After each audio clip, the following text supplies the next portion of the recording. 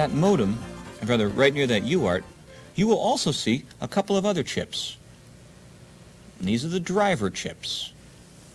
On some boards, they're the 1488s and 1489s. On this particular board, they've got different names. When I've seen Lightning zap a serial port, it's usually the 1488 and the 1489, the input and output drivers, that were the only chips that really took it on the chin. Once I saw a 1488 that had literally melted and exploded, leaving small splatters of black plastic around itself, looking somewhat like a blast crater. What I have with laptops, though, are the batteries. This is the battery that came in my laptop. Now, you notice this Frankenstein device that I have on it. I'm going to explain that in a minute. A lot of people have a lot of misconceptions about batteries, and I want to take a minute to talk with you about that. As you probably know, the rechargeable batteries inside your laptop are called NiCads, nickel-cadmium batteries. The misconception that a lot of people have is that NiCads have something called a memory. Now, that was true once. Once upon a time, if I discharged this battery halfway and then charged it back up, and did that a lot, discharged it halfway, charged it back up, discharged it halfway, charged it back up, discharged it halfway, charged it back up. NiCads, NiCads, NiCads, NiCads. I would lose the ability to use the full charge on the battery. That meant that in those days, if you had a laptop with a battery, you had to be sure to discharge it all the way down. Run that thing till there's nothing left in the battery before you charge it up again. And that was a big pain in the neck. Even scarier, though, is with newer, more intelligent laptops.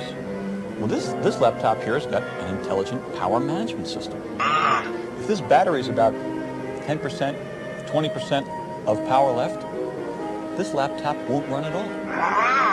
Now, this kind of scared me and a lot of other people who own notebooks. We said, well, if you can't discharge the battery all the way, doesn't that mean the memory will start to kick in? We'll have a battery that'll be no good. Well, some people try to discharge these batteries fully by putting a resistor or a light on them. It turns out that's exactly the wrong thing to do. For one thing, modern NiCads do not have a memory.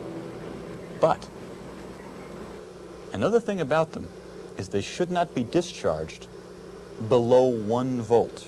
Now, there are 4 cells in this. And those 4 cells, none of them, should discharge below 1 volt. So you do not want to discharge a NiCad all the way down. What happens if you do? Believe it or not, you can reverse polarity on one of these cells. That happened to me. I thought I'd get smart, and I went out and got a flashlight that I could fit this in to discharge one of these batteries completely. And the batteries started getting really hot when I'd charge them up, and I didn't have much capacity in them. Well, the reason why was simple. 2 of the cells inside had reversed polarity. So I was forcing power into the battery backwards. I was lucky the thing didn't explode on me. When I'm finished discharging, if I've done a complete analyze, all the way up, all the way down, then I know the capacity of my battery. That's a useful thing to know. That means that I can measure a battery's current capacity by charging it up all the way with a computer-controlled charger that goes as far as it should charge and no more, and then discharge it all the way. Now, because the charger's keeping track of how much we got out of it, when all's said and done, we know what the capacity of the battery was, so many milliamp hours.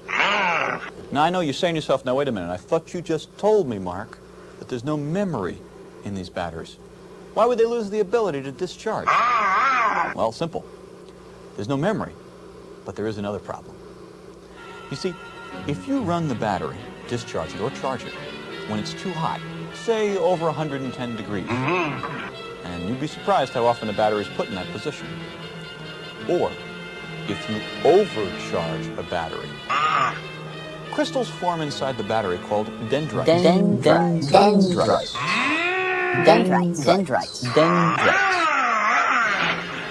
Those dendrites reduce the capacity of the battery.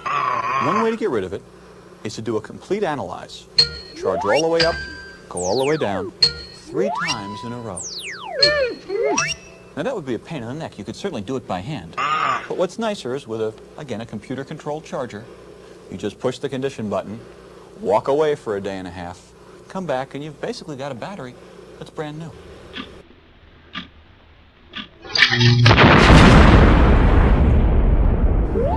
Dendrites.